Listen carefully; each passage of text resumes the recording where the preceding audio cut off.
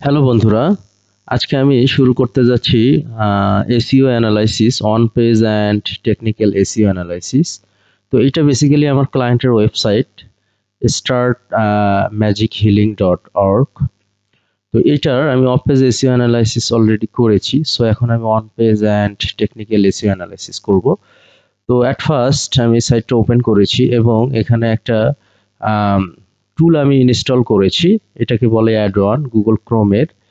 হ্যাঁ, এইটা দিয়ে আমি যদি ডায়াগনোসিস করি তাহলে আমি কিছু ইরর দেখতে পারবো। হ্যাঁ, অন পেজ এসইও যে ইরর বা রিকমেন্ডেশন এগুলো দেখতে পারবো। তো এখানে আমি দেখতেছি আমার ইউআরএলটা এসইও ফ্রেন্ডলি, ক্যানন সিএলটা মোটামুটি সেট করা আছে বা কাজ করছে, টাইটেলটাও কাজ করছে, মেটা ডিসক্রিপশনটা অ্যাকচুয়ালি 160 থেকে 300 ক্যারেক্টার, বাট এটা ছোট আছে। তাহলে আমি মেটা ডিসক্রিপশনটা লিখতে পারি এখানে।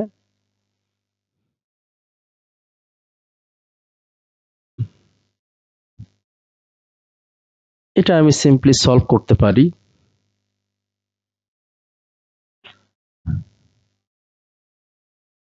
অথবা আমি দেখতে পারি how many characters should I add as meta description of a site। এখানে 150 থেকে 60, দ্যাট মিনস এটা ঠিক আছে। হ্যাঁ, এটা আমার লাগবে না। তাহলে আমি হেডিং এর ইস্যুটা মোটামুটি অ্যাড করে দিই।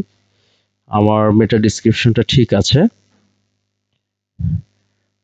অনেক সময় টুল আসলে আপডেট করে না। এখানে আমরা হেডিং এ দেখতে পাচ্ছি যে we see your page implement HTML headings but h1 through h3 heading don't appear. এখানে আমরা h1 দেখতে পাচ্ছি না। অবশ্যই একটা ওয়েবসাইটে h1 হেডিং থাকতে হবে, এটা মোস্ট ইম্পর্টেন্ট। হ্যাঁ, h1টা সব থেকে মানে বেশি গুরুত্ব দেয় গুগল h1 কে। তো আমরা একটা অ্যাটলিস্ট h1 রাখবো, দেন আমাদের h2, দেন আমাদের h3। এখানে h2 আমি দেখতে পাচ্ছি 11টা, h3 আছে, 4 আছে, h5 নাই। এগুলো মোটামুটি ঠিক আছে। মেইন ইস্যুটা হচ্ছে আমাদের h1 নাই। হ্যাঁ, আচ্ছা, এখন ইমেজ, ওইখানে আমরা হেডিংস করি। হ্যাঁ,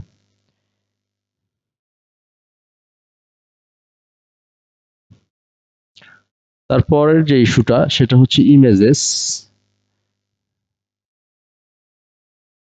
আচ্ছা, অনেকগুলো ইমেজের অল্টার ট্যাগ নেই। ওয়ার্ডপ্রেস বলেন আর যেখানে বলেন সিম্পলি অল্টার ট্যাগ দেওয়া যায়। হ্যাঁ, অল্টার একটা অ্যাট্রিবিউট, সেই অ্যাট্রিবিউটে একটা ইমেজের ডিসক্রিপশন দিতে হয়, এই ইমেজটা কি রিলেটেড। হ্যাঁ, অথবা ওয়ার্ডপ্রেসে ডাইনামিক ওয়ে আছে ইমেজ আপলোড করার সময় অল্টার অ্যাট্রিবিউট দেওয়ার জন্য। এটা অনেক সময় যদি কোনো ইমেজ মিসিং হয় তাহলে ওই অল্টার অ্যাট্রিবিউটটা দেখে আমার ইউজাররা বুঝতে পারে যে এটা আসলে কি রিলেটেড ইমেজ এবং এটা এসইও ফ্রেন্ডলি, এই অনুযায়ী র্যাঙ্ক করে। টেক্সট কম, তো আসলে ক্লায়েন্ট অনেক সময় টেক্সট নাও ইনক্রিজ করতে পারে ওয়েবসাইটে। তারপরেও আমি রিকমেন্ডেশনটা দেই, ক্লায়েন্ট যদি নিজেই অ্যাড করতে পারে আলহামদুলিল্লাহ। কারণ যে ওয়েবসাইটে টেক্সট কম, হ্যাঁ, কন্টেন্ট ইজ কিং এবং কনটেক্সট ইজ কুইন, যে ওয়েবসাইটে টেক্সট কম ওই সাইটটা র্যাঙ্ক করা খুব ডিফিকাল্ট। তো মাইক্রো ফরম্যাটস এটাও ঠিক নেই। এটা জাস্ট আমি অ্যানালাইসিস করতেছি।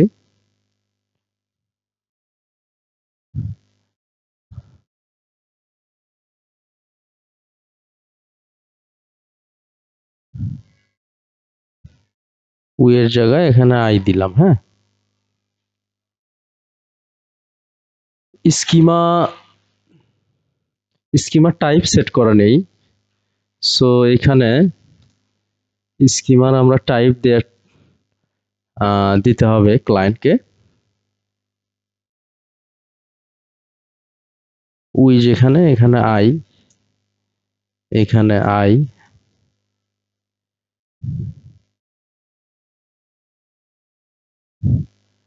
মোটামুটি রেস্ট যে পার্টগুলো এগুলো ঠিক আছে। এনিওয়ে আমি আরো একটা টুল ইউজ করব, সেটা হলো অন পেজ এসইও চেকার।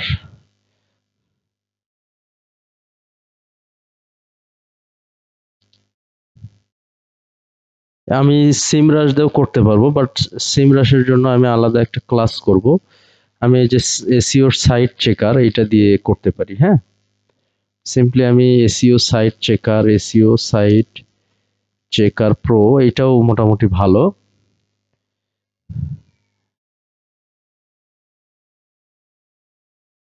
একই আর কি, হ্যাঁ, সেম টুল।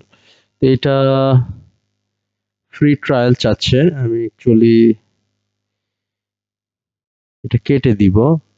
এখানে আমি ইউআরএলটা দিব, দিয়ে অ্যানালাইজ করব।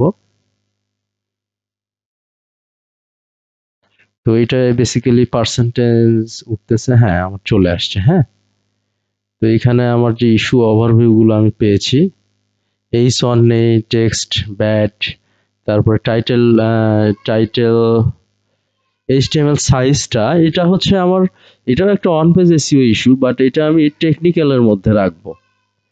হ্যাঁ, এখন জাস্ট আমি অন পেজ এসইওর যে ইস্যুগুলো সেগুলো রাখবো। এনিওয়ে,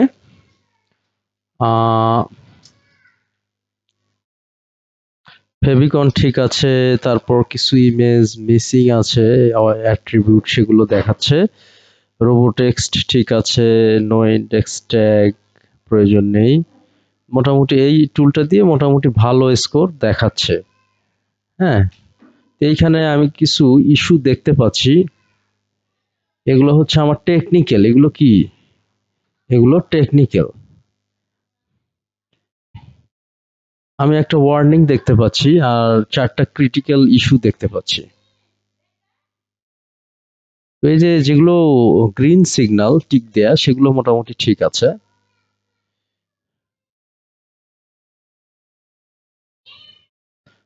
পেজ স্পিড ইনসাইড এটা অ্যাকচুয়ালি আমি টেকনিক্যালের মধ্যে ক্যাটাগরাইজ করব।